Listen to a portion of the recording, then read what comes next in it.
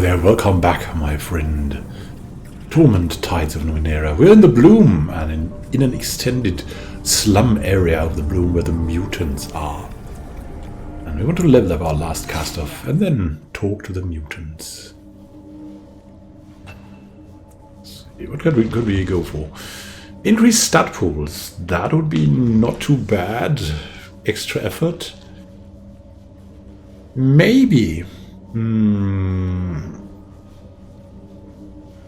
I don't want to increase the stat pools. Let's do that. And confirm. And then we'll see what these guys will be doing. We have already talked to the spiny mutant, I guess, and we'll do that again. Let's see what he has to say. You were lucky you were there to help. Next time you won't be. And they won't be either.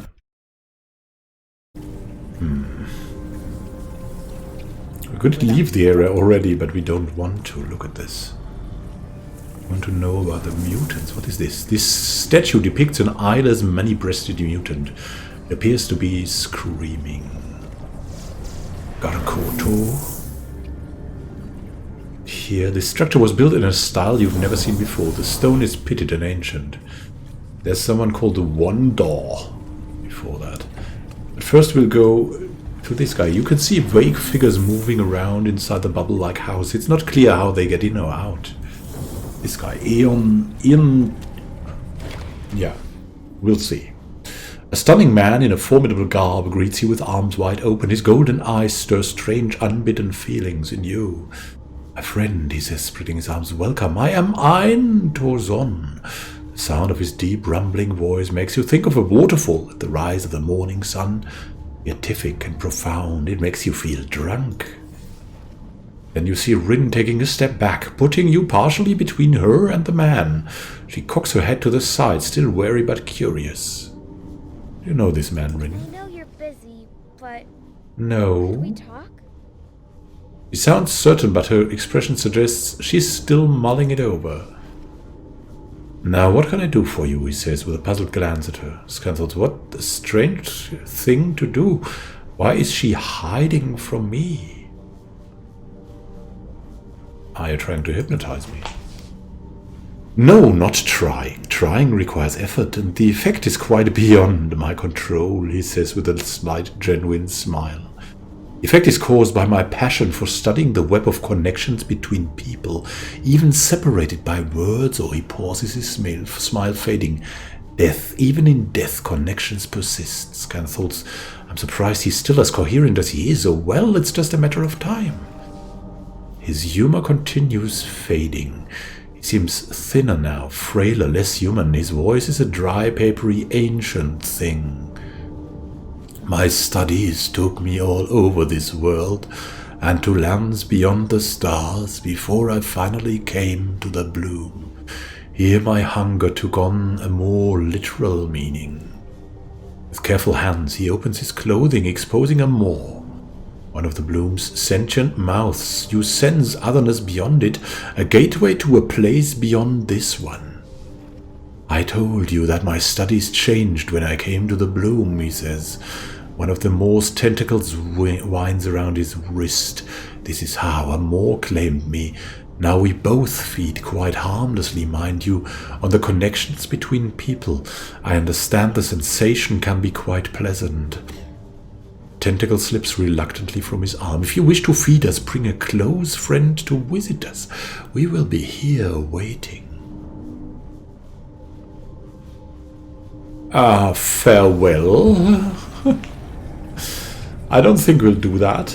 I'm not that kind of person. Who's that roaming around here? This filthy old man is dressed in a motley of rags, arranged artfully to emphasize the inhuman reach of his needle-like fingers and the two protruding humps on his back, as if his mutations are a source of pride. He wears smoked goggles on his forehead, parked above his transparent eyelids and his noseless face. His teeth are small even and shining white. He shows them often as he smiles to himself. His pockets are filled with trinkets and balls that he's picked from the piles of trash. Is he a trader, maybe? He raises his head and says, "Ah, yea, what have we here? Who comes to disturb old Crimper? Have you come to search through this bounty with me? You're welcome to share." He looks at you keenly. "Share, you hear? What are you doing here?" Crimper lowers his head and grumbles. "Ah, yea, what does it look like I'm doing? I dig, and I answer questions for fools. Not everything in the trash heap is trash, but wastrels abound. Why waste? Why waste indeed? Fair. He comes through a mound of trash with uncanny speed and precision. Get those tourists. Fair. Always bothering Crimper. Have you ever found anything valuable here?" Crimper's tone instantly softens, sounding almost pleased. "Oh, yeah. People lose all kinds of treasures in the trash." He sits back and pushes up his goggles. "Unexploded detonations, blocks of metal that spark and steam with nanospirit swarms, a marble with a cloud of insects inside, half-used healing injectors," he beams, "a Coloxtrian Azvale even. That brought me many shins." I thought, oh, perhaps Crimper was wrong. Perhaps this one is interested. It's the best item you found here. "Ah, yeah, it was this." He fumbles around in his pockets, slapping at his shapeless rags, before he reaches a hidden stash and pulls something out. It's an ugly vomit-green cylinder made of organic material, about half the size of a forearm, covered in knots and awls and tendrils. It looks like it might still be alive. "I found this a year ago. It was buried near Garkoto's tank, and I would have missed it if it hadn't wriggled. Listen." He squeezes it and sets it down, and the thing begins to sing in a slow, discordant tone. The device shivers and rolls around on the ground, hooting and piping through tiny mouths in its tendrils and awls, and then issues a melancholy belch. The mouths close, and the thing ceases its movement and sound. It titters a bit. I laugh every time. "I had to shed blood for this one. Yea, some human thought to take it from me." He drops it into one of his outer pockets. I thought, it was my only comfort the night young Gottlieb disappeared. Helped me through, it did. It seems like little Niliesh has an awful lot of trash. "Ah, hey, this is a midden for the bloom, to be sure. I've crossed through many chambers and cavities, and none of them have this kind of refuse. We mutants do not make this much mess, and new piles of garbage appear daily. So much work." Okay, farewell. We'll leave him his little music box. "Ah, yet, child, you ask plenty of questions about the refuse and the hidden treasures here, but not so much about finding treasures of your own. Have you ever dreamed of picking your future from the ground? I can show you. Oh, yes. Scanthol's an apprentice, maybe. I haven't had someone to learn from me since young Gottlieb." "Oh, yeah. I'd be happy to learn whatever you have to teach me. We're eager to learn." And we're just like that. Aye, good, good. The first possession in your hands should be on your hands. A trash picker needs gloves. A skin like synth, stone, glass, and audio combine in these piles, and like as not, some sharps will pierce your skin. You want none of that fluid in your core, child, or you'll end up like Crimper here, or poor Rung, not right between the ears. He continues in that vein for a time, leading you to various trash piles. This one, picked clean. See how the pile is strewn, and behold, pile of last resort. You want those relatively undisturbed. Spend some time looking for newer piles, and you're rewarded with the pleasure of sifting through some organic goop and chemical-scented tailings. But eventually you find something that may be useful, and you pocket it. An ancient spirit cube. Intricate patterns are carved on all sides of this small metal cube, which fits comfortably in the palm of your hand. Spreads warmth throughout your body. Now over here, hey, the others hit the pile quick but not deep. You want to go deeper than the surface, but you need to go fast and careful. It shows you how to dig through a larger pile quickly and safely, maneuvering around jagged chunks of broken synth, shattered strong glass, splintered wood. At the end you find an interesting piece, and you take that too. Everlit. Having paid careful attention to Crimper's lessons, Ah, yeah, you learned quickly. You have a true gift. Come back and share some time with me, child. You feel that you could now locate other treasures in the trash of little Niliesh. So we've learned something. I really like that. And we can look here. Just like that. Trash piles of little Niliesh. Oh, what was that? Illustrate perfectly the prevailing attitude that the mutants are garbage only barely tolerated. The scent of unidentifiable refuse, leaking organics, and the sharp smell of melted synth combine in a particular odor. Makes your stomach churn.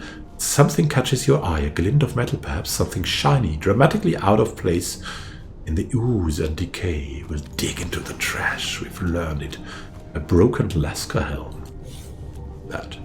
Encrusted filth of the bloom covers this helm's surfaces inside and out. It looks like it would fit a human head, but the technology that created the helm is far beyond the capabilities of anyone in the Ninth World. Lights flicker from inside, and the helm intermittently broadcasts short bursts of speech in a female voice.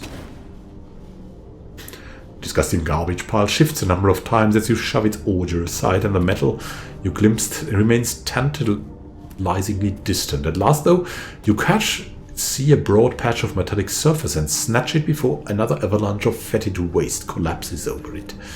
A helmet similar to those worn by the Laskers you have met. And someone wants to talk. Who wants to talk? Rin wants to talk. Maybe about this strange man. Maybe she wants to talk with him. About last time. I know we didn't finish our conversation. I offer apologies for my rudeness. Can we finish our previous talk? He nods and gives you a tired smile. Yes, it's just been... I'm not used to talking to anyone except Arl about these things. It's harder than I thought it would be. But yes, let's talk. He watches you patiently. We're acting strangely around Ian Tozorn. Why? I don't know. I would remember if I'd seen him before, wouldn't I? If I'd been in this terrible place. She shakes her head, but maybe we should see what he can do. Just in case.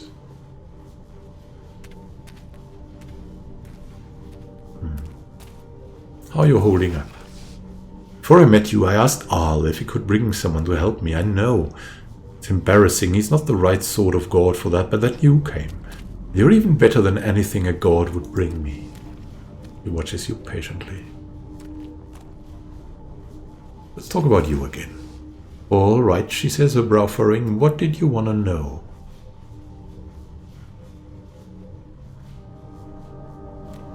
Who is Arl?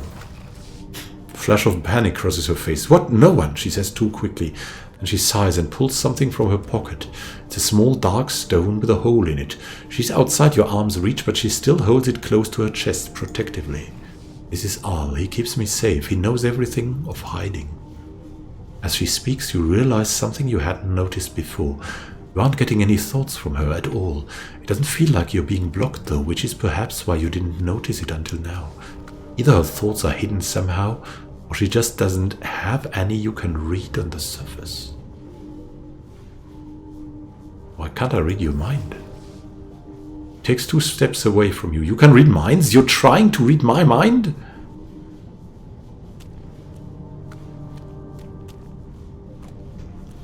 Not exactly. I hear purple surface thoughts sometimes, but not yours. It's like you don't have any. Why would you be doing that to me?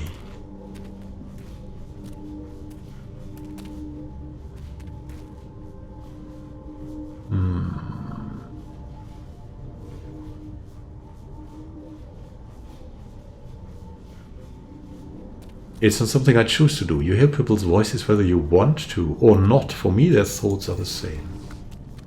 Her eyebrows rise. Oh, they didn't realize. It's still pretty invasive. I wish you didn't have to hear it. Sometimes I don't like it, but it also helps me understand people. She shakes her head. Well, it's not a good thing. You have to know that. Like eavesdropping, but it's worse than that because it's more private than a regular conversation. What happens in your head is just for you. It's a conversation a person is having with just themselves. Nothing is more private than that.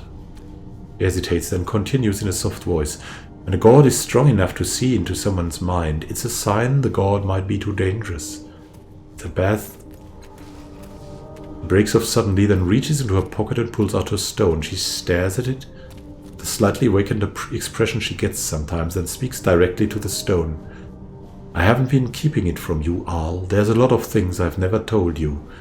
It's something I've never... Another pause and her face grows increasingly concerned. Everyone knows, Al. Sometimes a god goes bad. When that happens, he breaks off, head cocked slightly to one side, her face growing concerned.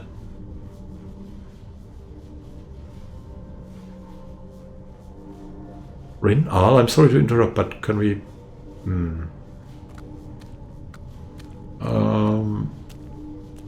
We'll continue listening. Well, she says, if a god can move by itself, that's a big one. If it argues constantly with other gods or refuses to talk at all, those are signs that... She stops again listening. Then you're supposed to take it to the... I can't remember the name, the god fixers. Rin rubs her forehead with her free hand. I can't remember what they're called. She looks up, her face worried. Oh, I'm sorry. We can talk about this later, Al. We're being rude. She puts the stone back into her pocket and blinks a little, as if to clear her head. I don't know why you can't get into my head. Maybe kids' brains are different, or maybe just my brain. My brain. Or maybe that sort of thing doesn't work on people where I'm from. I really don't know.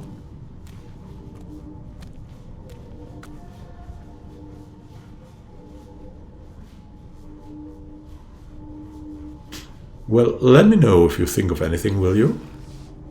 She looks uncomfortable, but she nods in agreement. So you were talking... We had these thugs. Why couldn't they find you? She grins, and her sudden smile is like the sun coming out from behind a cloud. You're good at hiding. I ask a few questions about your friend. She brings the stone up to her ear and cocks her head a bit, and she looks up at you and gives us a slightly anxious nod. All right, he's fine with a few questions. A few.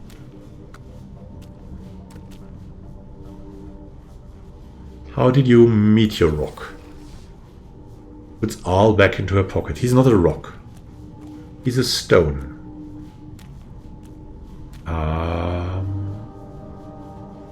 There's a difference between them? He gives an exasperated sigh. If there wasn't a difference, why would we have two birds for them?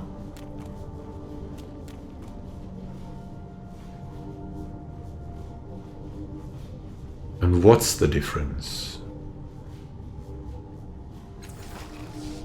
He takes a deep breath, looking thoughtful. Stones are typically smoother and wiser, and lazier, and more vain. He looks distracted for a moment and says, I'm sorry, but it's true. Rocks are brash, and they're more jaggedy. They tend to be smaller too. Yes, I know it's a stereotype. You're being rude. Stop interrupting. She looks up at you. I'm sorry, he's sensitive about it. Anyway, the stone isn't Al. Al's a god. He lives inside the stone.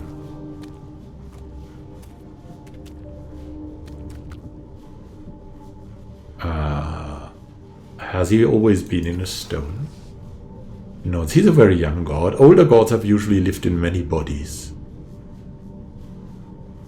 Oh, how old is he? Grins proudly. Only a couple of weeks old. He's so strong for it.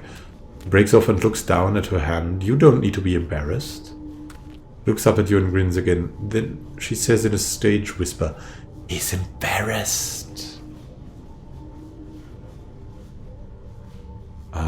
What does it mean that he's a god? Rin grimaces. That is a hard question. Where I come from, there are many gods. Gods of health and hearth and home, gods of road and Rome. Where I come from, it's a poor family that has no gods of their own. She looks down at the stone in her hand, speaking softly. But there are no gods. It's like finding a place where people don't know what meat is or air. How do you explain something like that? And I haven't seen a single god except for Al himself, and he's mine. He simply is. He's my friend. Rin trails off, looking down at the stone in her hand. So the stone is like his body, or is it like his house? He smiles. It's a little like both. It's easier for him to leave than a body, but harder to leave than a house. But either way, the stone isn't really him. It's a little like a cup too. Looks up at you hopefully. Does that make sense? Yeah, moving from body to body, it sounds a little familiar. She nods and grins. I've been listening a little. I thought that might be easy for you to understand. Tell me about the... No. Did you bring him from your home? Shakes her head, her eyes far away. No, breaks off suddenly, hand tightening around her stone, then starts again. Well, yes, I suppose I did bring him with me. I found him near a stream. I've been carrying him around in my pocket for years. Wait. You said All was a couple of weeks old, but that you've had him for years? Which is it? She opens her mouth and closes it again. She's quiet for a moment and says, All doesn't want me to talk about this anymore.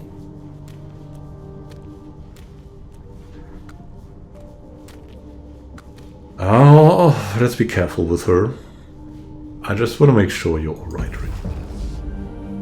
Love has no humor in it. Of course I'm alright. Why wouldn't I be alright? I'm far from home. I have stitches where hair should be, and everyone thinks I'm crazy. Even that man who's scared of his own, what do you call it, levy? Even he thought I was crazy. Puts a hand on her head wound and squeezes her eyes shut. I don't want to ask this, but I don't want to not ask it either. She opens her eyes and looks at you, innocent and pleading. Do you think I'm wrong in the head?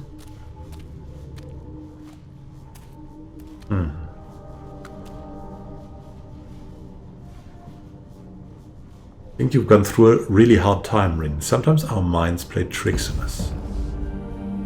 So, you do think something's wrong with me? Oh, let's be careful.